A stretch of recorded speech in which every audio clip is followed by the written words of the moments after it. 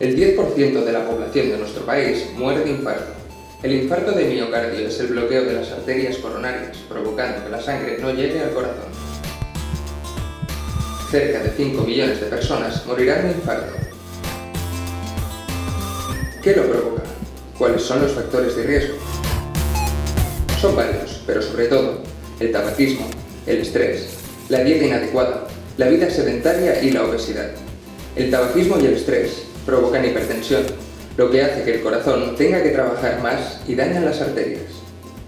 La dieta inadecuada, la vida sedentaria y la obesidad provocan colesterol, aumento del azúcar y también la hipertensión.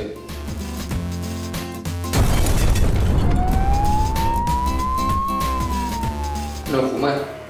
Controlar mediante análisis periódicos el colesterol y la glucosa. Procurar una dieta sana y hacer deporte moderado regula el colesterol, la glucosa y disminuye el estrés y el peso. Es sencillo, ¿verdad?